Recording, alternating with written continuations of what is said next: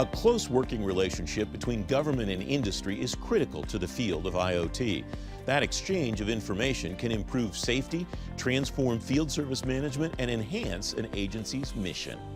Here now, Dr. George Borlase, Assistant Executive Director for Hazard Identification and Reduction at the Consumer Product Safety Commission, and Steve Feldstein, Director of B2B Solutions at Brother International. Gentlemen, thanks both very much for joining me. Dr. Borlase, I want to start with you.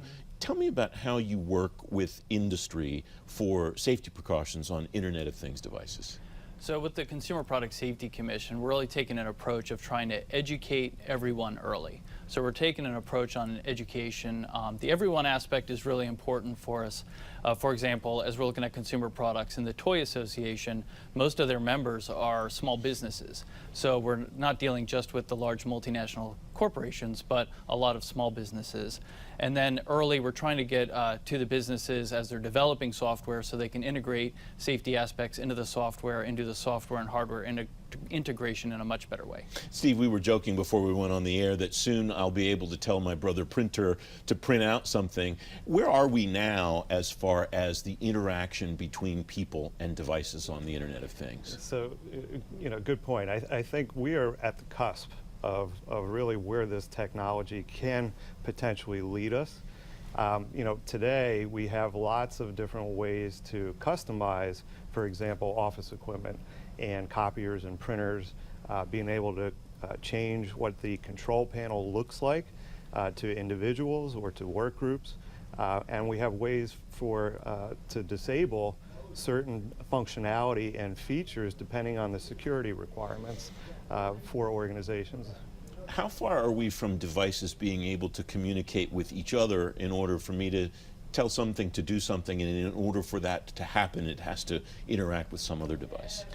Yeah, so today we currently have ways to do that, and a lot of the time it's really dealing with your laptop or your computer and it's just sending signals that way. But certainly the voice recognition piece of it is something that our company currently is working on, and soon hopefully we'll have some great technology that you'll be able to actually just talk to the device and allow it to print or scan or wherever you'd like to send it. George, last time you were here, we talked about software as a consumer product. Mm-hmm. Tell me how that has evolved, how that process has evolved at CPSC. So as we're focusing on this new idea of software as a component of the consumer product, we're really focusing on the interagency partnerships and some of the industry partnerships. So since last time we talked, strengthening with National Institute of Standards and Technology, their National Cybersecurity Center of Excellence, working with them, and then industry associations, the American Home Appliance Manufacturers, for example, and others that have industry members that are bringing IoT into their products. The thing about this field that I think is striking is that historically technologies have rolled out and consumers have realized the benefits and adopted them. Mm-hmm. IoT seems to be happening almost in reverse. Consumers are saying, I want something that does this, and then people develop that. What does that mean for the safety aspects of approving things or understanding technologies and products? Well, for us, we don't do a pre-market approval. Sure. So we're really looking at things after they're on the market, which is why the focus is so much on integrating the design of safety into the product as they're developing it. Mm-hmm. From a product producer perspective, does that demand shift, does that that demand tree looking so differently mean anything different from the way that a company looks at approaching the IoT market? Well, I think from a security point of view in particular, absolutely, because there are going to be all kinds of technology requirements that individuals and companies are going to demand as we continue to allow our devices access to all kinds of data. Some of that could be very confidential data, and of course we don't want that getting into the wrong hands. So the ability for manufacturers to have that kind of capability and to be able to customize and say, okay, individual X, you have security credentials, we're going to allow you to have access to the device, be able to print, scan to a variety of areas from that device is critical. And I think that's something that, as time goes on, it's going to get even better. Security is obviously a field of very high interest to people in government. Also looking, though, at the way people will work 5 years from now, 10 years from now. We've seen a lot of attention paid to workspaces and so on, Steve. What does the future of work look like vis-a-vis the Internet of Things? How does an office function maybe 5 years from now differently than it does today? And how does that impact the way people do their jobs? Yeah, well, I think we're already seeing that. You know, the days of coming to an office, you know, for 8 hours and working at a desk, you know, are already starting to diminish. We have a huge mobile workforce today that, because of the Internet of Things, can work anywhere.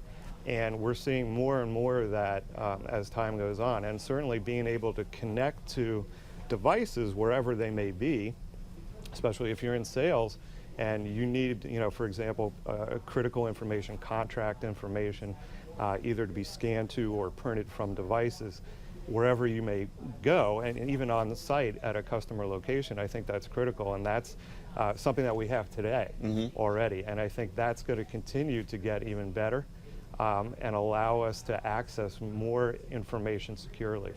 George, how big an issue is IoT for the federal government right now, would you say? Oh, I would say it's huge in a couple ways. One, we've seen the focus for a lot of agencies and departments where they're better able to execute their missions. The Department of Defense better able to protect the warfighter, incorporating Internet of Things capabilities. From a regulatory agency perspective, we're seeing two things for us. One, the pace of innovation. They talk about us being in the fourth industrial age, the exponential age, and the pace at which the Internet of Things by large companies is being incorporated in to the products really is challenging us to make sure that we stay abreast of it. And then as the devices are interconnected, it also highlights the interconnected jurisdictional issues that we have as regulatory agencies. The data security, privacy issues overlapping with the safety issues really forces us to make sure that we're working as best we can with our other federal agency partners. Steve, we have about a minute left. There's a concept I want to ask you to define and tell me why it matters. That's the concept of field service management. How's the IoT affecting that? So from a field service management, it basically, from an office equipment perspective, it's allowing us to troubleshoot devices remotely. So no longer do we have to actually send a service technician, which is obviously labor cost and time intensive, to a device to figure out what's actually going on. So remotely, our dealers and resellers across the country have the ability, as long, again, for firewall sake, and as long as the end user allows us access to the device, we can actually go in, take a look, see what's going on, and then also be able to send, for example, toner and supplies directly to that end user. Again, they won't even know half the time that there was even a problem, because we can access that device 24/7. Steve, George, thanks both very much for joining me. I appreciate it. Thank you. Thank you. Appreciate it.